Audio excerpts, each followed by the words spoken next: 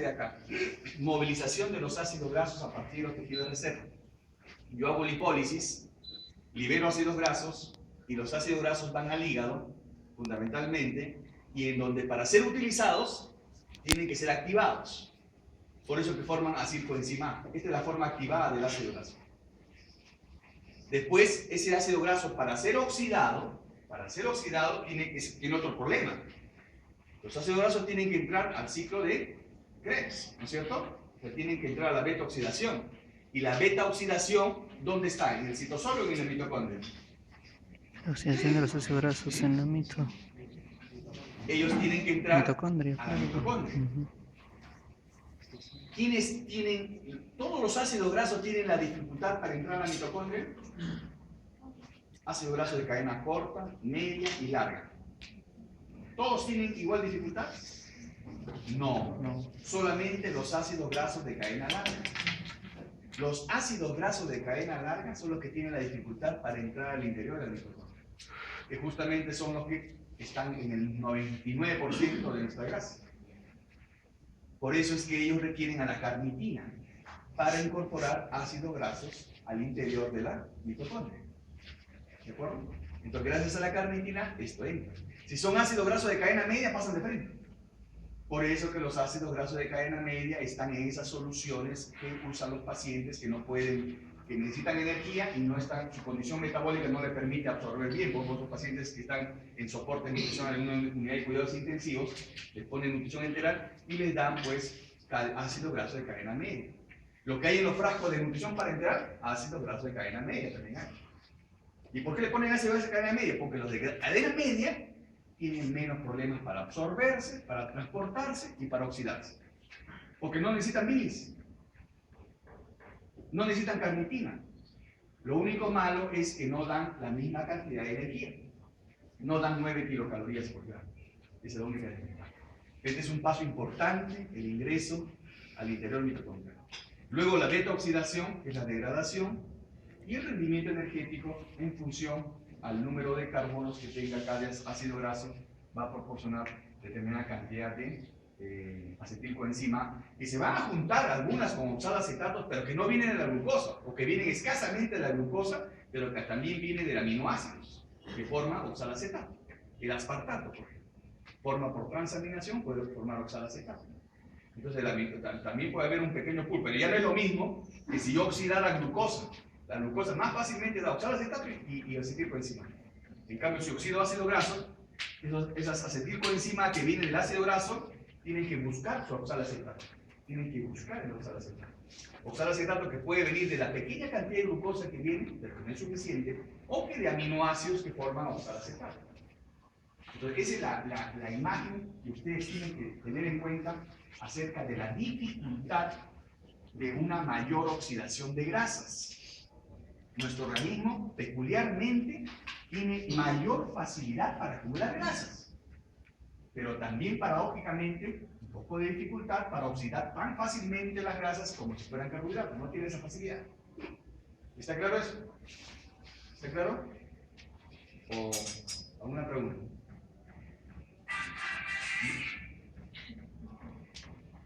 Bien, siguiente. Bien.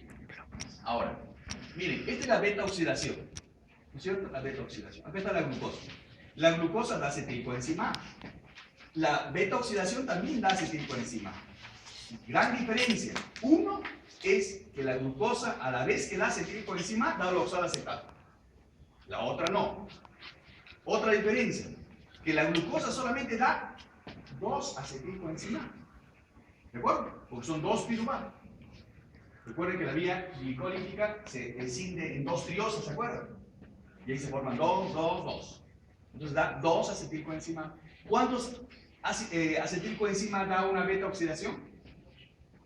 Depende del número de carbonos, ¿no? Depende del número de carbonos. Más carbonos, más acetilcoenzima. Entonces son 2 diferencias. La glucosa cuando oxida da acetilcoenzima y oxalacetato. El ácido graso cuando se oxida da solamente acetilcoenzima. ¿Ok? ¿Y quién da más acetilcoenzima? Los ácidos grasos, y la glucosa solamente da 2. ¿Quién proporciona más energía teóricamente? Los ácidos grasos. Pero siempre y cuando funcione el ciclo de Krebs. Ese es el problema. Entonces, cuando se forman acetilcoenzima A partir del ácido graso, como no hay ciclo de Krebs, se va acumulando ¿quién? Las acetilcoenzimas. Y al acumularse, activan las enzimas que permiten el desvío a la formación de ¿qué? De cuerpos cetónicos. ¿Ok? Ahora, vamos a especificar esto. Siguiente. Estos son los cuerpos cetónicos: la acetona, el acetoacetato y la beta-hidroxibutirato. Todos nacen a partir del del acetoacetato. ¿Ok? Entonces, y se reduce al beta-hidroxibutirato o se forma por descarboxilación espontánea de la acetona. Y eso ustedes lo evidencian en el paciente diabético. Clásicamente está descrito el olor a acetonas. Ustedes han leído, ¿no?, en el cuadro clínico de diabetes, la respiración de Kussmaul, ¿no?, por la acidosis, ¿no? Ustedes saben, ustedes van a aprender, una de las aplicaciones de comprender esto, en esencia, es un paciente con hiperglicemia. Como la glucosa no puede ser oxidada, moviliza más grasas. Al movilizar más grasas, forma más cuerpos cetónicos. Al formar más cuerpos cetónicos, se acidifica el medio, porque los cuerpos cetónicos son ácidos en realidad. Esta es la forma de sal, pero son ácidos.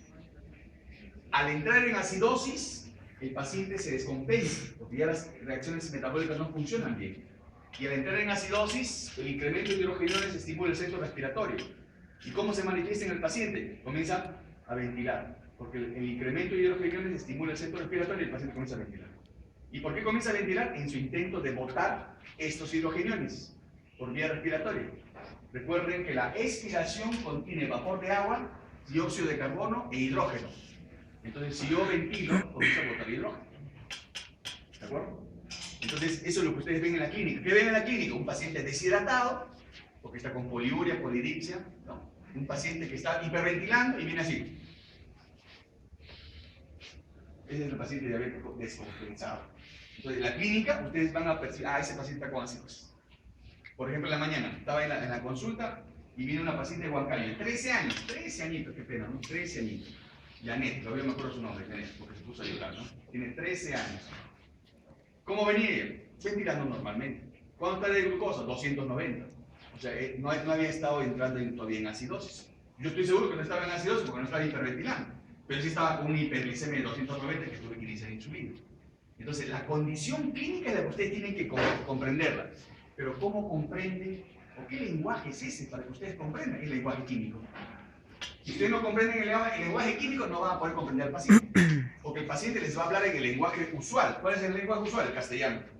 Pero ustedes tienen que aprender este lenguaje, el lenguaje químico. Entonces, acá tienen que comprender que estos son los 3 cuerpos cetónicos que el organismo forma como una alternativa de energía ante una desesperación de no encontrar la principal fuente de energía. O no encontrarla o no poder utilizarla, como sucede en el diabético. No puedo utilizarla. La riqueza está en la sangre, está en una hiperglicemia bárbara.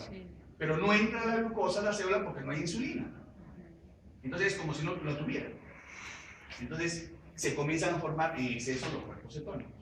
¿Cómo se forman? Asociados a una mayor oxidación de ácidos grasos, como le dije. ¿Y por qué a una mayor oxidación de ácidos grasos? Porque es la única manera de formar acetilcoenzima en exceso que no forman ciclo de Krebs y que revierten la vía a formar el cuerpo cetónico. Siguiente. Ahí está. La acetilcoenzima, el incremento de acetilcoenzima comienza a activar la acetotiolasa. Esa es la primera enzima. Y la acetotiolasa comienza a originar el acetoacetilcoenzima más que se une a un acetilcoenzima más y se va formando la hidroximetilbutilcoenzima. O sea, eso quiere decir que la beta-hidroxibutilcoenzima es un conglomerado de acetilcoenzima. Es un conglomerado. Ahí está la acetilcoenzima. Que luego, por una liasa, forma el primer cuerpo cetónico, que es el acetoacetato. El acetoacetato, por una reducción, forma el ácido beta-hidroxibutírico o beta-hidroxibutirato. Recuerden que en los libros de bioquímica antiguo aparecían ácido oxalacético, ácido oxálico, ácido, así decían los libros antiguos de bioquímica.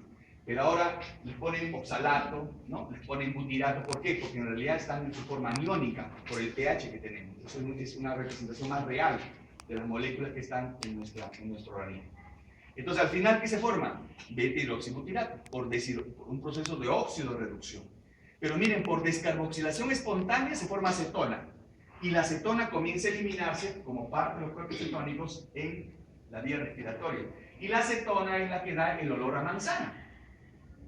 Entonces, ¿ustedes huelen al diabético? ¿No? Y tiene olor a manzana, que es la acetona. ¿Por dónde se elimina el beta-hidroxibutirato? Por la orina. O sea, el organismo tiende a compensar. El organismo sano, o sea, un organismo que está, digamos, que no tenga otra patología que no sea la diabetes, responde tratando de compensar, eliminando vía respiratoria, eliminando vía urinaria. O sea, utilizando los emuntorios. Y esa es una cualidad muy importante del ser humano, tratar de compensar, ¿no?, ante estados de enfermedad. La acetona, por supuesto, no puede revertir porque es una descarboxilación espontánea. No hay reversibilidad de esa vía. En cambio, el beta-hidroxibutirato sí puede revertir a acetoacetato. Pero esta es la vía de formación de los cuerpos cetónicos. Ocurre en el hígado, ocurre en el riñón. La diferencia entre el hígado, la producción hepática y la producción renal es que el hígado no lo consume. El hígado solo produce. El riñón produce y consume. Por eso que uno no toma en cuenta lo que produce, porque es una producción para él mismo. En cambio, el hígado sí. Producción neta es en el hígado. La primera enzima, como le repito, la beta-acetotiolasa, semejante a la de la beta-oxidación, y forma ¿qué cosa? Acetoacetilcoenzima. La segunda enzima, la hidroximetilglutarilcosintetasa, que añade otra acetilcoenzima, forma un conglomerado, que es el beta-hidroxiglutarilcoenzima, y la liasa, que rompe la estructura y forma el ácido acetoacético. O sea, el acetoacético, el primer cuerpo cetónico. Y de ahí, por reducción, da el beta-hidroxibutirato, o por descarboxilación espontánea, la acetona. Ese es en resumen la formación de cuerpos cetónicos. Está pasando. ¿Está claro? ¿Qué pasó? Casi te caes porque has dormido. ¿Ya ves? Siguiente. A veces no me gusta despertarlo porque sigan durmiendo. Ahí está. 2-acetilcoenzima. Miren. Ahí está la acetoacetilcoenzima. O sea, es la parte ya química. La beta-hidroximetilglutarilcoenzima. El acetoacetato. Y por descarboxilación espontánea, la acetona. Y por óxido-reducción, el beta-hidroxibutirato. ¿De acuerdo? Siguiente. Bien. El hígado solamente tiene la maquinaria para sintetizar cuerpos cetónicos. Para sintetizar, más no para oxidar. El resto de los tejidos sí es capaz de oxidar.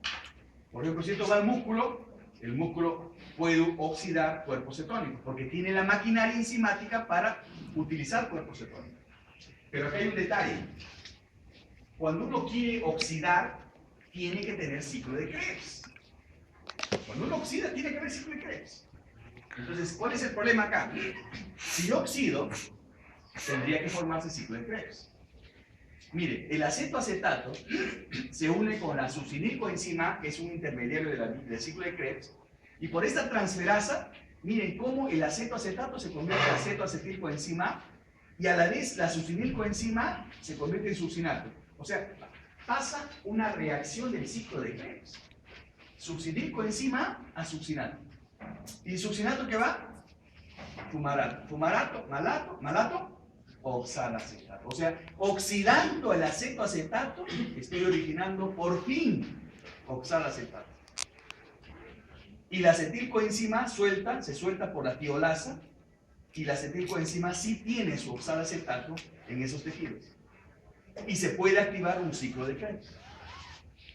O sea, la misma maquinaria enzimática permite que los tejidos que utilizan cuerpos cetónicos degradan el cuerpo cetónico a acetilcoenzima otra vez, pero esa acetilcoenzima encuentra el oxalacetato porque paralelamente a esa oxidación se fue formando intermediarios, utilizaron a partir de la succinilcoenzima y se formaron intermediarios que permitieron formar oxalacetato.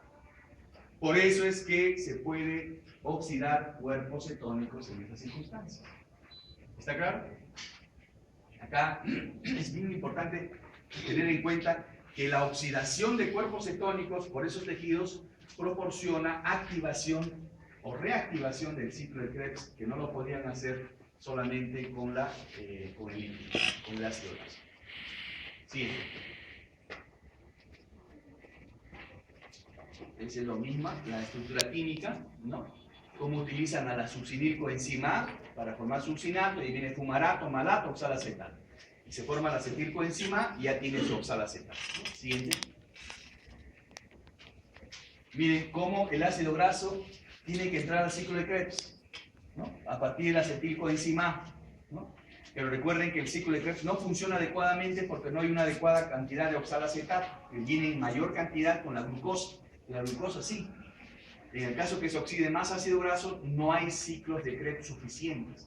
Por eso se acumula el acetilcoenzima en el hígado, y eso es lo que va a la formación de ¿qué? De cuerpos cetónicos. Siguiente. Bueno, esto es para que lo lean en su casa. Porque les aconsejo que comiencen por ahí. Y a ver si terminan acá. Esta es juntando ya las otras vías. Cuando ustedes tengan una idea más global de lo que es el metabolismo de lípidos en general. Ya, eso lo vamos a dejar ahí. Comenzando por la oxidación de los ácidos grasos. Miren, otra vez, beta-hidroxibutirato y comienza a formar, a acidificar la sangre, ¿no? Lo mismo es como el acetoacetato es oxidado acá, ¿no? Formado, y sí puede liberar energía porque se reactiva el ciclo de Krebs, ¿no? Siguiente. Acá en esta gráfica es más entendible, ¿no? Miren cómo el hígado recibe ácidos grasos. Estos ácidos grasos se convierten en cuerpos cetónicos. Cómo el hígado recibe glicerol. El glicerol se convierte en glucosa. ¿Dirigido a que funcione quién? Principalmente el cerebro. Principalmente el cerebro. El cerebro es el órgano metabólicamente más importante del cuerpo. Por eso siempre les digo, cuando su enamorada, su enamorado le digan, te quiero con todo el corazón, no le crean. Tiene que decir con todo mi cerebro, ahí sí le creen. Entonces todo va dirigido al cerebro, y el cerebro normalmente no consume cuerpos cetónicos, pero en el ayuno prolongado se activa una deshidrogenasa que le permite consumir beta-hidroxibutirato. Entonces el cerebro también en esa situación de emergencia puede consumir cuerpos cetónicos. Y miren cómo el riñón comienza a producir glucosa. Es decir, la gluconeogénesis renal se activa más en el ayuno prolongado. Al comienzo es simplemente glucogenólisis y gluconeogénesis. Se prolonga el ayuno, gluconeogénesis, glucogenólisis. Se prolonga más el ayuno, gluconeogénesis hepática, gluconeogénesis renal. Así es el orden. Entonces, es un proceso que permite al organismo adaptarse ante esas deficiencias de combustible celular. Siguiente. ¿Cuál es la concentración normal de cuerpos cetónicos? Mire, en sangre, menos de 3 miligramos por 100 mililitros. Cuando hay una cetosis extrema, como sucede en la diabetes no tratada, 90 miligramos, ¿no? La excreción urinaria en miligramos por 24 horas, menos de 125, porque nosotros producimos cuerpos cetónicos. Por ejemplo, el que no ha almorzado en este momento, si yo trato de medir cuerpos cetónicos, de repente hay cuerpos cetónicos en orina, ¿no? Claro, no en exceso, pero sí puede haber cuerpos cetónicos. Y en una cetosis extrema, miren, 5.000 miligramos en 24 horas. A ese extremo llegamos. Siguiente. Bien. ¿Cuál es la importancia de los cuerpos cetónicos? Fuente de energía celular, o sea, una alternativa como fuente de energía celular. Es más importante cuando no hay glucosa, en ayuno y en diabetes. Pero también es importante cuando la reserva glucídica es normal, especialmente algunos tejidos, miocardio y corteza renal, que utilizan preferentemente acetoacetato. ¿Okay? Otra importancia que quiero enfatizar es que cada tejido tiene su peculiaridad. Cuando uno les dice, o se les preguntan un poco en el ENAM, cuando ustedes están internos, ¿cuál es la principal fuente de energía celular? Es la glucosa. Es la glucosa, ahí no hay otra opción. Pero recuerden que siempre hay excepciones. El enterocito tiene como principal fuente de energía aminoácidos. El miocardio puede tener otras fuentes de energía. O sea, no necesariamente es la glucosa la principal fuente de energía para algunos tejidos. Pero el rol importante acá es de fuente de energía celular. Bien. ¿Cómo se regula hormonalmente?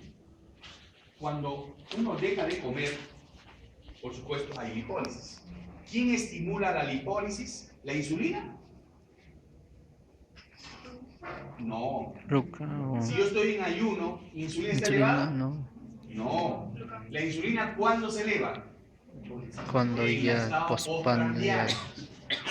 Entonces, para que haya lipólisis, no tiene que haber insulina. ¿Ok? Entonces, ¿en dónde sucede eso? Cuando yo dejo de comer, en el estado interprandial o en el ayuno. ¿Ok? Recuerden, el estado postprandial dura hasta 2 horas. De 2 a 6 horas se llama el periodo postabsortivo.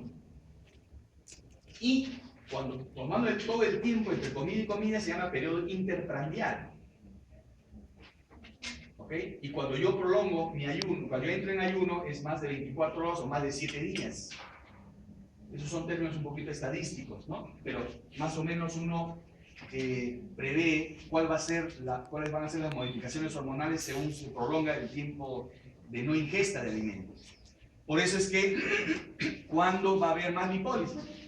Cuando no hay insulina. Y cuando se elevan las hormonas contrarreguladoras. ¿Cuáles son las hormonas contrarreguladoras? Glucagón, catecolamina, glucocorticoides, hormonas de crecimiento. Todas estimulan la lipólisis en estado de ayuno. Pero a la vez estimulan ¿qué cosa? La producción de cuerpos cetónicos.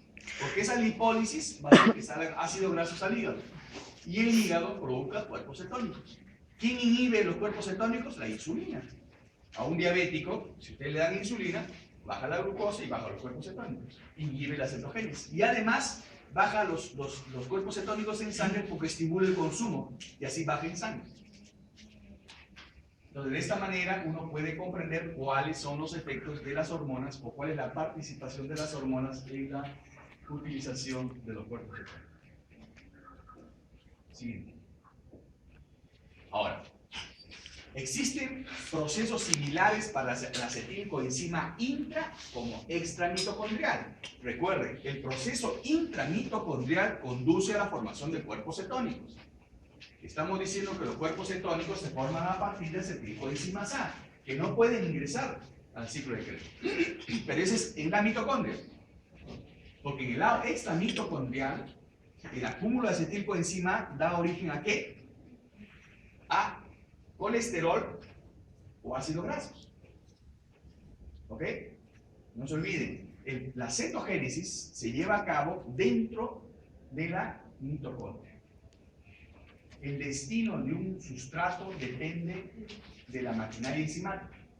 Y la maquinaria enzimática varía de acuerdo al lugar en que se encuentra.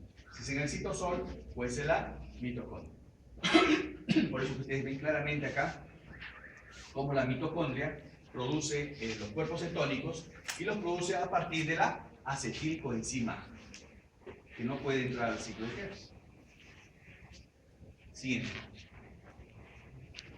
Este es un resumen para que recuerden: tejido adiposo, hígado y tejido muscular como representantes de los tejidos que consumen cuerpos cetónicos. Como hay lipólisis, tiene que haber lipólisis, tiene que haber oxidación de grasas para que haya cuerpos cetónicos. O sea, un requisito para que se formen los cuerpos cetónicos es una mayor oxidación de grasa. Si yo no oxido grasas, no hay cuerpos cetónicos. Si yo oxido solamente carbohidratos, no hay cuerpos cetónicos. En el supuesto caso que yo oxide solamente proteínas, no es lo raro, pero en un caso utópico, no hay cuerpos cetónicos. O sea, los cuerpos cetónicos se forman asociados a una mayor oxidación de grasa. Y acá está el hígado, el órgano responsable de la producción neta de cuerpos cetónicos, y este es el ejemplo como el tejido muscular tiene la maquinaria enzimática para degradar los cuerpos cetónicos, porque tiene las enzimas que forman no solamente el acetilcoenzima otra vez, sino el oxalacetato que comienza a hacer funcionar ciclos de Krebs. Adelante. Bien, en estado de ayuno, ¿no?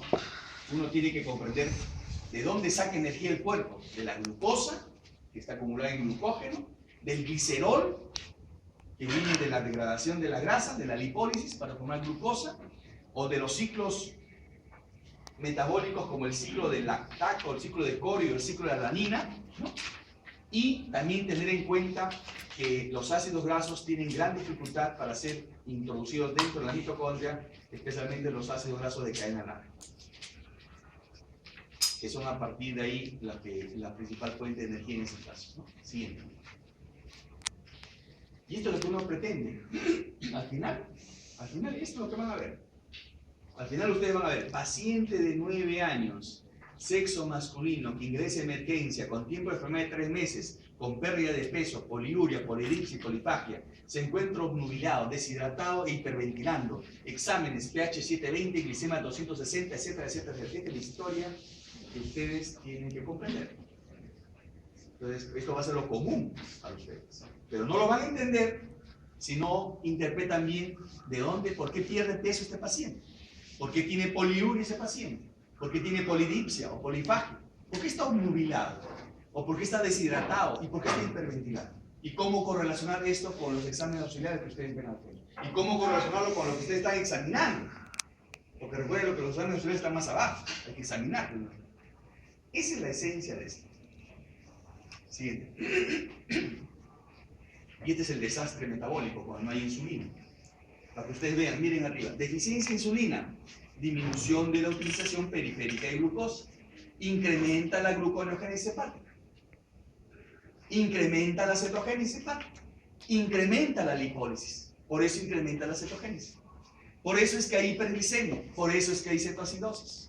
La hiperglicemia, ¿qué provoca? Poliuria, cuando sobrepasa el umbral renal de glucosa. Ustedes ya saben, ¿cuál es el valor del umbral renal de glucosa? 180. Y al aumentar la glucosa, aumenta la osmolaridad. ¿Cuáles son los 3 solutos osmóticamente importantes, activos en el cuerpo? Uno es glucosa, el otro es sodio, el otro es la urea. No se olviden, los 3 solutos osmóticamente activos. Aumenta la poliuria, aumenta el volumen urinario y aumenta la pérdida de electrolitos. Aumenta la hiperosmolaridad y jala el agua, se deshidrata la célula, pues jala agua al intravascular. Y el sujeto se deshidrata y ustedes lo que ven es esto, o a veces esto. ¿Ven eso? Un sujeto deshidratado con acidosis. Entonces, en la clínica, a usted le va a venir esta parte recién. Pero esto todavía quizás no lo comprendan bien. Pero comencemos con esto. Miren, ¿cómo esto parte de acá? Las famosas vías que no se van a olvidar. Lamentablemente, esto no va a cambiar en el tiempo. Va a seguir siendo cetogénesis. Es bien raro que se modifique algo. Gluconeogénesis, ¿no? Se modificarán los factores que regulan esto, el otro, factores reguladores, etc. Pero va a seguir lo mismo. Pero ustedes van a seguir viendo esto, la clínica. ¿Cómo interpretar esto hacia arriba? Estamos acá. Siguiente. Ya, siguiente. ¿Alguna pregunta?